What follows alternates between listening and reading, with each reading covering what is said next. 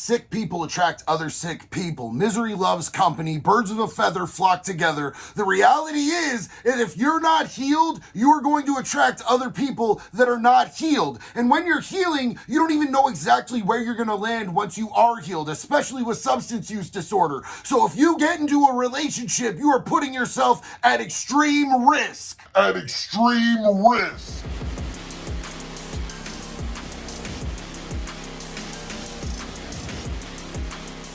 Look, I preach this all the time, that what works for one person might not work for another person. What doesn't work for one person might be exactly what somebody else needs. But there are certain markers for certain types of patterns that we see in people that have substance abuse issues that can be warning signs that we should all definitely heed. I'm not saying that this is a rule. I don't believe in absolutes, but from everything that I've seen, everything that I've experienced, all the research that I've done, and just the psychological mindset of people that are in early recovery, there's a lot to be said about not starting new relationships when you're in early recovery. But ain't nobody trying to hear that, bro. Honestly, like, it is the most disregarded advice that I give to both my clients and my sponsees. They do not want to hear that from me or anybody else because, of course, they know best in early recovery. That's why they ask people to sponsor them. That's why they pay for recovery coaches, because they already know everything, right? And I'm not just going to go interject my opinion into other people's recovery, because that's wrong to do. We should not be doing that, judging other people's recovery,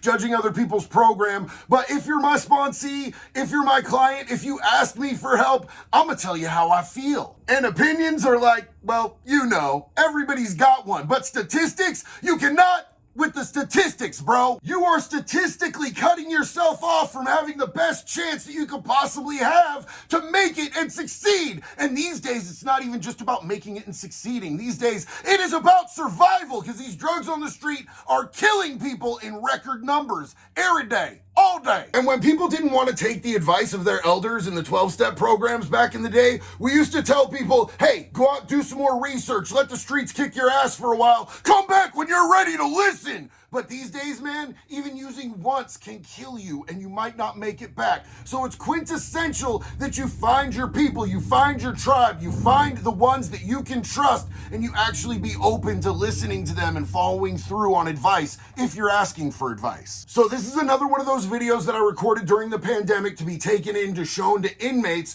who are trying to build their recovery before they got out so that they could have better lives. This was an honor and a privilege for me to do, man, because those are the people that honestly I really want to be able to reach out to. But until I'm completely done with my paper and I'm no longer DOC property, videos were the best way that I could get in there and be able to talk to those people who might hear my voice a little bit better, a little bit louder, and it might sink in a little bit more because of my background and my dumbass personality.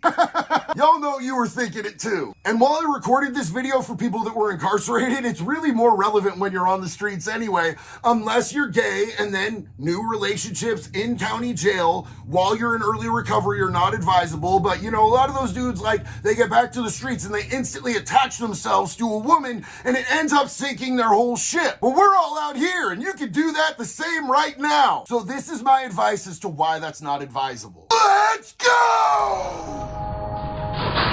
Hey everybody, it is recovery discussion time again, and I want to talk to you about the number one most unheeded advice that I give to my clients as a recovery coach or to my sponsees as a sponsor. It doesn't matter what program you're working, you could be NA, AA, Smart Recovery, relationships in early recovery are not advisable. Is it in the material? It is nowhere in the fucking books. Any of the books, none of the books. Nowhere in the books does it say it, but I'm gonna lay out for you why it's a bad idea. First off, if you are in one of the 12-step recovery programs, you have a statistical 14% chance of making it without relapsing. 14%. So does the other person. If you're dating someone else in early recovery, you both have about 14% chance. That's 86% chance that you are gonna fuck up. Now, if you can hold your own, great, but if you're in something emotionally with somebody, and as addicts, we all tend to have this ride or die mentality when we fucking attach loyalty values to someone, what are you gonna do if they fuck up? What are they gonna do if you fuck up? You're basically both betting on sinking ships.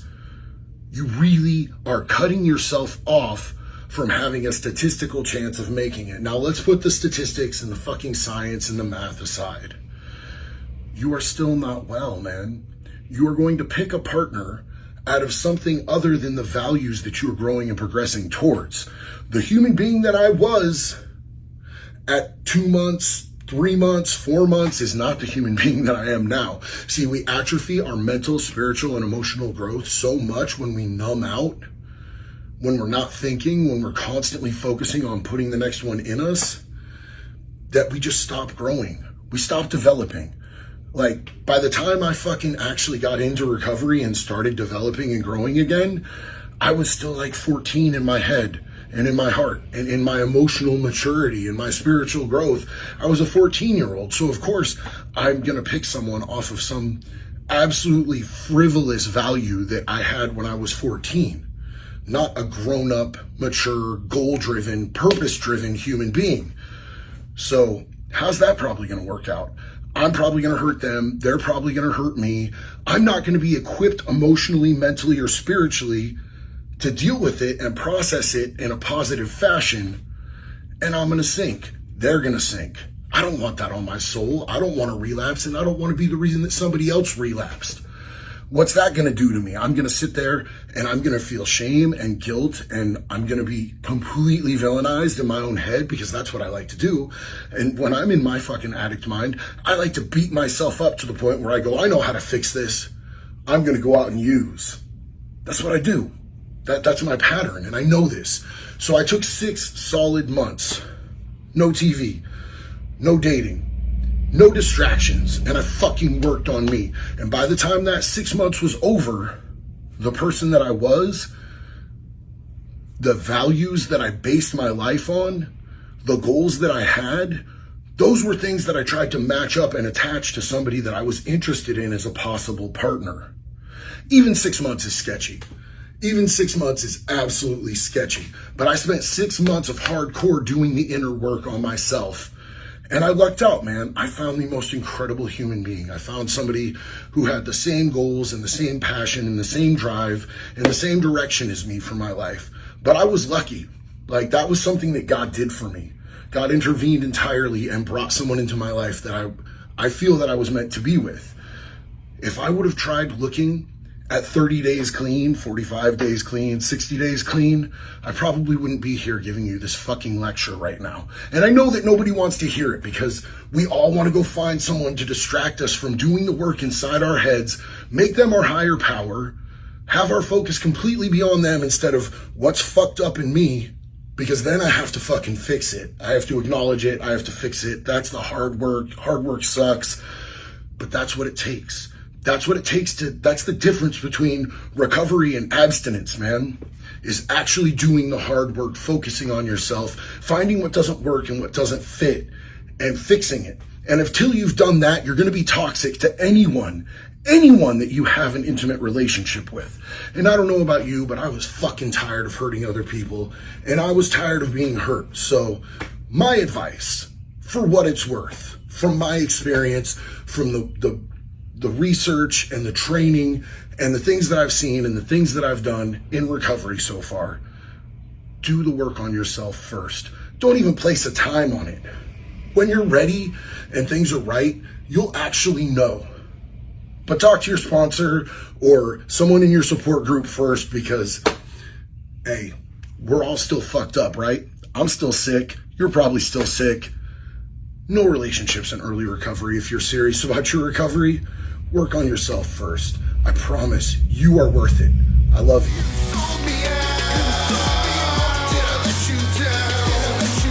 Now that it's just us, I want to tell you something. I just said it's not a good idea to be in a relationship. I didn't say you couldn't go out and fuck.